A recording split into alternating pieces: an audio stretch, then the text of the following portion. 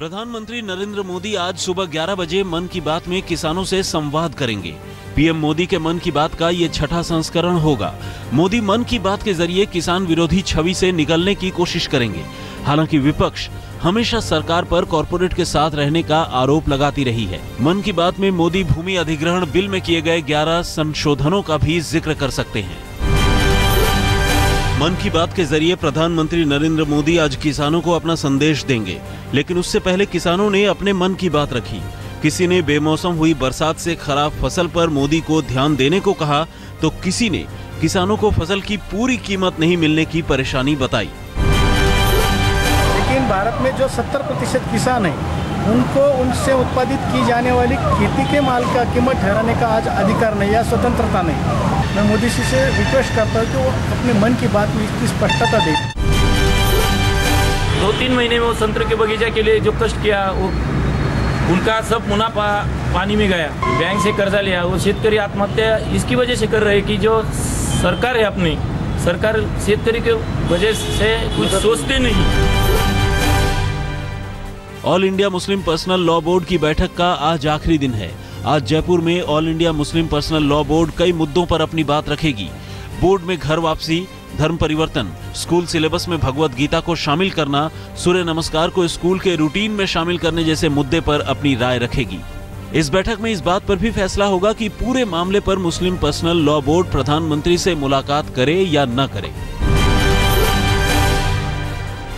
आज सर्व जाट खाप पंचायत की बैठक होने वाली है। खाप पंचायत की इस बैठक में जाटों को मिलने वाले रिजर्वेशन को हटाने के फैसले पर चर्चा की जाएगी। खाप पंचायत आज होने वाली बैठक में ये तय करेगी कि सुप्रीम कोर्ट में जाटों को रिजर्वेशन को लेकर रिव्यू कमेटी में डाला जाए। खाप जाटों के रिजर्वेशन हटाए जाने को लेकर विरोध प्रदर्शन का फैसला भी आज की मीटिंग में लेगी।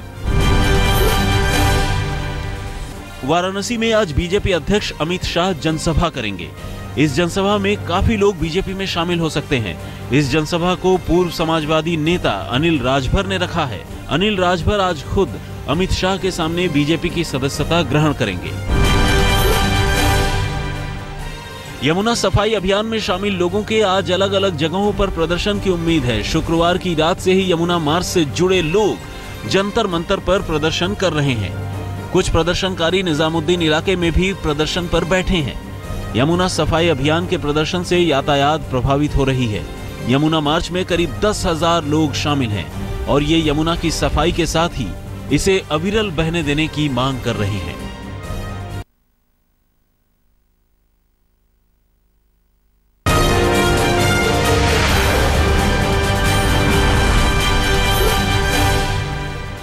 दिल्ली में सूफी फेस्टिवल बनाया जा रहा है। शनिवार को इस फेस्टिवल का उद्घाटन उप मुख्यमंत्री मनीष सिसोदिया ने किया। इस फेस्टिवल में लोगों ने सूफी संगीत के साथ ही फूड फेस्टिवल का भी खूब लुत्फ उठाया। बहुत ही खूबसूरत आयोजन हो रहा है और सिंधी सूफी के इतने सारे कदरदान देख के मुझे बहुत खुशी हो रही है और मैं इसका हिस्सा बना थोड़ी देर के लिए, मुझे लगता है कि मेरे लिए फख्र की बात है।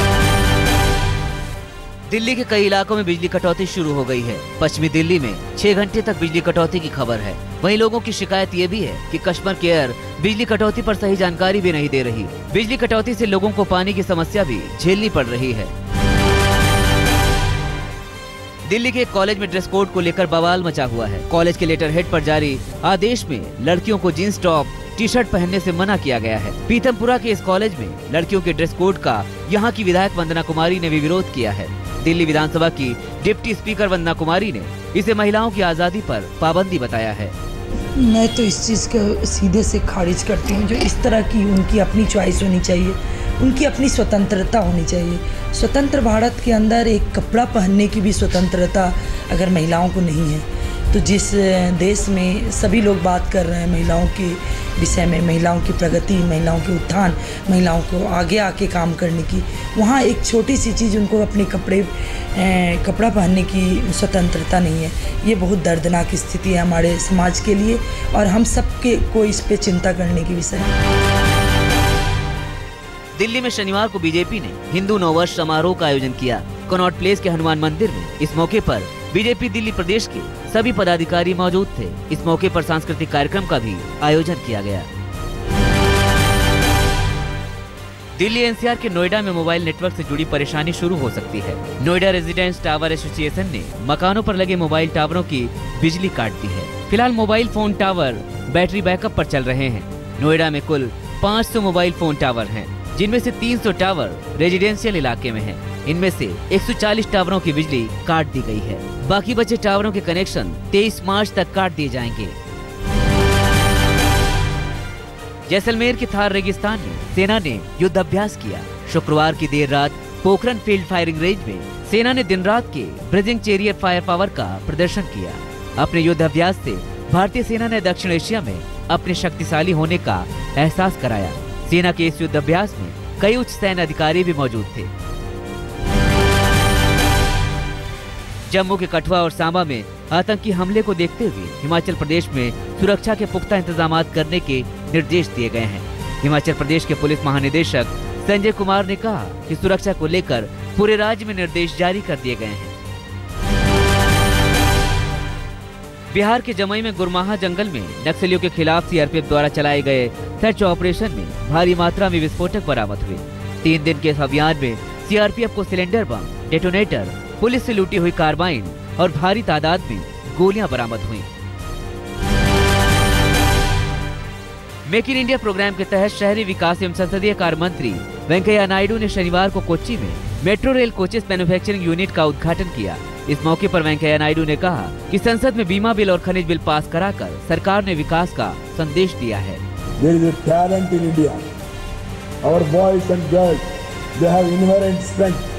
We are a federal country. We want India to work as a team India. Karnataka Pradesh Congress committee के अध्यक्ष जी परमेश्वर ने मृतक आईएएस रवि के परिवार से मुलाकात की। मृतक आईएएस रवि के परिवार से केपीसीसी अध्यक्ष परमेश्वर ने सीबीआई से जांच कराने की बात कही। वहीं परमेश्वर ने दोषियों के खिलाफ कार्रवाई का भी भरोसा दिलाया। परमेश्वर ने आईएएस रवि की संदिग्ध मौत की घटना को दुर्भाग्यपूर्ण बताया। नवी मुंबई के पनवेल में एक चर्च पर हमला किया गया है। सीसीटीवी फुटेज में हमले की पूरी तस्वीर कैद हो गई है। इन तस्वीरों में हमलावर चर्च के शीशे को पत्थर फेंक कर तोड़ते देखे जा सकते हैं। हमलावरों के खिलाफ एफआईआर दर्ज कर ली गई है।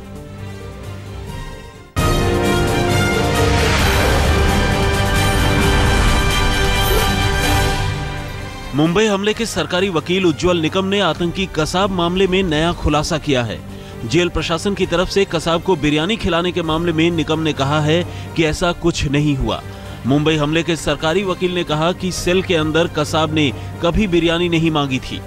निकम ने कहा कि खबरिया चैनलों से तंग आकर उन्होंने तंज करते हुए ऐसी बात कही थी, जिसे चैनलों ने समाचार बना दिया। तो मैंने कहा बाहर आते समय ही कि आज कसाब ने मटन बिरयानी की मांग की है। क्या कसाब ने मटन बिरयानी की? इमीडिएटली चैनल पैनल डिस्कशन शुरू हो गया।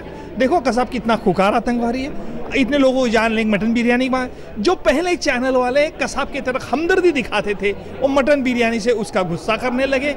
और इसीलिए सिर्फ तो मैंने इतना कहा कि कसाब ने मटन बिरयानी की मांग की है, लेकिन आखिर तो मीडिया ने चलाया कि सरकार उसको मटन बिरयानी दे रही है। बेमौसम बारिश से फसलों को हुए नुकसान का जायजा लेने केंद्रीय कृषि मंत्री राधा मोहन सिंह ने नासिक का दौरा किया। राधा मोहन सिंह ने किसानों को आश्वस्त करते हुए कहा कि नई फसल बीमा पॉलिसी दी जाएगी। नासिक में पिछले दिनों ओले पड़ने से किसानों की पूरी फसल चौपट हो गई। उत्तर प्रदेश के फर्रुखाबाद में नकल रोकने के लिए प्रशासन ने परीक्षा केंद्र के व्यवस्थापक और प्रधानाचार्य से शपथ पत्र लिया है। फर्रुखाबाद के जिलाधिकारी द्वारा लिए गए इस शपथ पत्र में बिना नकल के परीक्षा करवाने की बात है। जिलाधिकारी ने परीक्षा अधिनियम 1998 का हवाला देते हुए इस शपथ पत्र में नकल नहीं रोकने पर लीगल एक्शन लेने की भी बात की है। गुजरात के राजकोट के बाद अब उत्तर प्रदेश में भी प्रधानमंत्री नरेंद्र मोदी का मंदिर बनना शुरू हो गया है। मोदी के मंदिर का निर्माण इलाहाबाद के जलालपुर गांव में किया जा रहा है। श्री कृष्ण सेना मोदी मंदिर का निर्माण करवा रही है। इस मंदिर पर करीब 1.25 करोड़ रुपए की लागत की खबर है। मेरठ में मुख्यमंत्री अखिलेश यादव की रैली में डिग्री कॉलेज की छात्राओं ने जमकर हंगामा किया। सीएम अखिलेश यादव ने अपनी इस रैली में करोड़ों रुपए के विकास योजनाओं का ऐलान किया, लेकिन छात्राओं ने काली चुनरी दिखाकर मुख्यमंत्री के खिलाफ नारेबाजी की। इस मामले में पुलिस और सपा कार्यकर्ताओं में नोकझोंक भी देखने को मिली। कांग्रेस पार्टी के अध्यक्ष ने शनिवार को पहले जहां किसानों का हाल जानने के लिए हरियाणा के भिवानी और रेवाड़ी का दौरा किया, बेमौसम बारिश से तबाह फसलों को लेकर किसानों से रूबरू होने के बाद सोनिया गांधी लखनऊ पहुंची। लखनऊ में सोनिया गांधी ने रायबरेली रेल हादसे के पीड़ितों से मुलाकात की। कांग्रेस अध्यक्ष ने अस्पताल पहुंचकर घायलों का हाल जाना।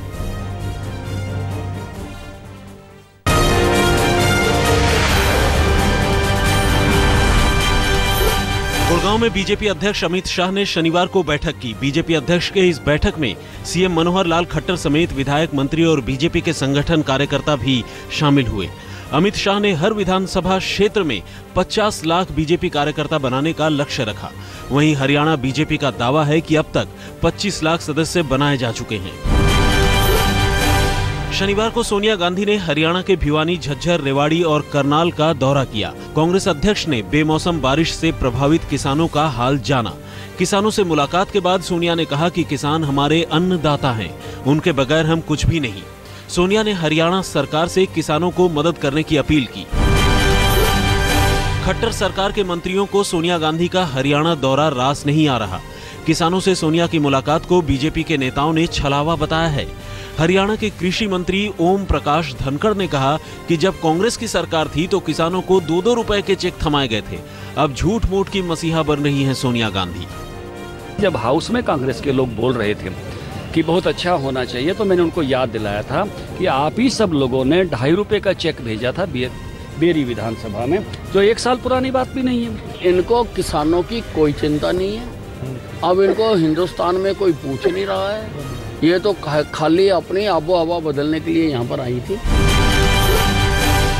यूपी में नकल की रोकथाम पर अखिलेश सरकार के शिक्षा मंत्री ने अनोखी दलील दी है। शिक्षा मंत्री ने अपनी ही सरकार को कटघरे में खड़ा किया है। मंत्री जी की दलील से प्रदेश में शिक्षा के स्तर पर सवाल उठ गया है। आज तक से बातचीत में यूपी के शिक्षा मंत्री महबूब अली ने कहा कि यूपी में नकल पर कड़ाई के चलते 5 लाख छात्रों ने परीक्षा छोड़ी। लगातार पहली पेपर में बच्चे नहीं बैठे। 5 लाख बच्चे जब ये उन्हें महसूस हो गया कि हाँ नकल नहीं हो पाएगी। गया में बिहार के पूर्व मुख्यमंत्री जीतन राम मांझी ने एक बार फिर नीतीश सरकार को ललकारा। अपनी पार्टी हिंदुस्तानी आवाम मोर्चा की रैली निकाली। पूर्व मुख्यमंत्री मांझी हर दिन 3 विधानसभा क्षेत्र में रैली करेंगे। मांझी ने गया में भीड़ को देखकर कहा कि वो बिहार चुनाव में 125 सीटों पर चुनाव लड़ेंगे। गया का जो भीड़ है, हमको ये कहने को बात कर दिया है कि हम 300-200 सीट। आज दिल्ली में आम आदमी पार्टी की पैचअप मीटिंग हो सकती है। पार्टी में लगातार चल रहे आंतरिक कलह को रोकने के लिए ये मीटिंग होगी। सूत्रों की माने तो इस मीटिंग में योगेंद्र यादव और प्रशांत भूषण के साथ आशुतोष, संजय सिंह, आशीष खेतान समेत कई और आप के नेताओं के शामिल होने की उम्मीद है।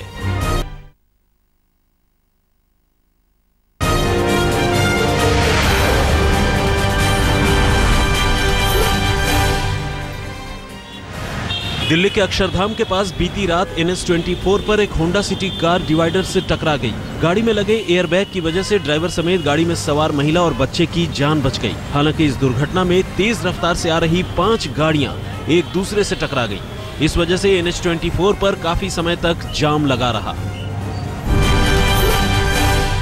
दिल्ली पुलिस के क्राइम ब्रांच ने वर्ल्ड कप के दौरान दिल्ली में चल रहे सट्टे के कारोबार का भंडाफोड़ किया है। दिल्ली के पश्चिम विहार इलाके में दुकान चला रहे शांति स्वरूप भाटिया नाम के एक शख्स पर सट्टेबाजी का आरोप लगा है। पुलिस के हत्थे चढ़े शांति स्वरूप भाटिया की दुकान से पुलिस ने LED TV screen, mobile phone, chargers, earphones के साथ नकदी भी बरामद किए हैं। दिल्ली के नरेला में 12वीं के छात्र को गोली मारे जाने के बाद लोगों ने पुलिस के खिलाफ जमकर नारेबाजी की। नरेला के छात्र हैप्पी सिंह के परिवार वालों का आरोप है कि उसके दोस्त ने ही घर से ले जाकर उसे गोली मार दी। इस मामले में बताया जा रहा है कि मोबाइल फोन को लेकर हैप्पी का अपने दोस्त से झगड़ा हुआ था। दिल्ली पुलिस ने अनजान बंदरों के खिलाफ IPC की धारा 324 के तहत मुकदमा दर्ज किया है। अनजान बंदरों के खिलाफ दिल्ली के पांडव नगर इलाके में मामला दर्ज किया गया है। पुलिस ने बंदरों के खिलाफ शिकायत मयूर विहार के लोगों के कहने पर दर्ज की है। इस इलाके में सीनियर सिटीजन्स को आए दिन बंदर परेशान करता रहता है। बंदरों की शिकायत स्थानीय लोगों ने पहले भी MCD से की थी, लेकिन बंदरों से निजात नहीं मिलने के बाद अब पुलिस से शिकायत की गई। राजधानी दिल्ली के कोटला मुबारकपुर इलाके में एक निर्माणाधीन शोरूम की पहली मंजिल में अचानक आग लग गई, जिसकी वजह से इमारत की दूसरी मंजिल पर सो रहे एक शख्स की दम घुटने से मौत हो गई। बताया जा रहा है कि शनिवार रात करीब 1:15 बजे फायर ब्रिगेड को आग लगने की खबर दी गई। फायर की करीब 4 गाड़ियां मौके पर पहुंची और थोड़ी ही देर में आग पर काबू भी पा लिया गया।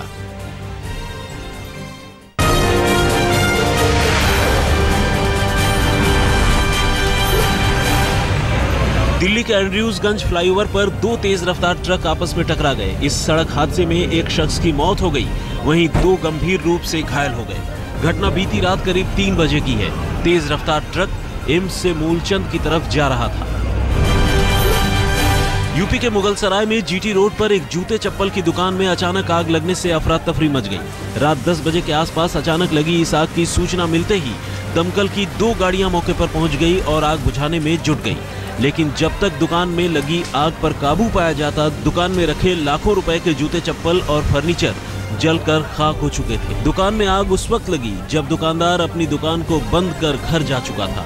आग लगने की घटना के पीछे शॉर्ट सर्किट होने की आशंका जताई जा रही है। ओडिशा के बालासोर में पुलिस ने जासूसी कांड के आरोप में डीआरडीओ के एक कर्मचारी को गिरफ्तार किया है। बताया जा रहा है कि डीआरडीओ में काम कर रहा ये कर्मचारी कॉन्ट्रैक्ट पर है।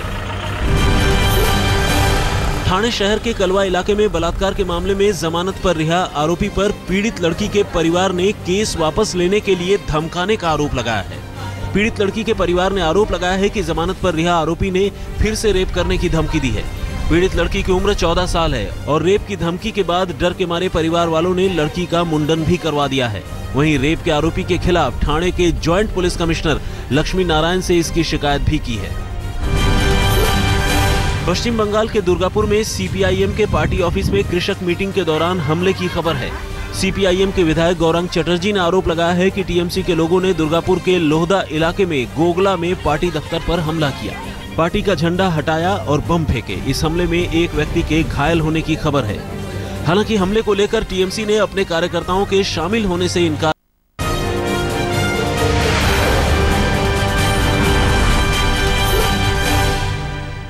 वर्ल्ड कप में न्यूजीलैंड और साउथ अफ्रीका के बीच होगा सेमीफाइनल का पहला मुकाबला। ऑकलैंड में 24 मार्च को दोनों टीमों के बीच फाइनल मुकाबले में अपनी जगह बनाने के लिए होगी टक्कर। न्यूजीलैंड ने वेस्टइंडीज को 143 रन से हराकर सेमीफाइनल में जगह बनाई। वेस्टइंडीज और न्यूजीलैंड के बीच वेलिंगटन में हुए मुकाबले में न्यूजीलैंड ने 394 रनों का लक्ष्य रखा, जिसके सामने वेस्टइंडीज की टीम सिर्फ 250 रन ही बना सकी। वर्ल्ड कप में क्रिस गेल के रिकॉर्ड को तोड़कर न्यूजीलैंड के गुप्टिल बन गए हैं सर्वाधिक व्यक्तिगत स्कोर बनाने वाले क्रिकेटर। वेस्टइंडीज के खिलाफ गुप्टिल ने 152 गेंदों में 24 चौके और 11 छक्के जमाकर दोहरा शतक ठोका। गुप्टिल अपने इस कामयाबी के साथ वनडे में दोहरा शतक ठोकने वाले न्यूजीलैंड के पहले खिलाड़ी बन गए हैं। हालांकि गुप्टिल रोहित शर्मा के रिकॉर्ड से अभी भी पीछे हैं। रोहित शर्मा के नाम 2 बार वनडे में दोहरा शतक लगाने का रिकॉर्ड है।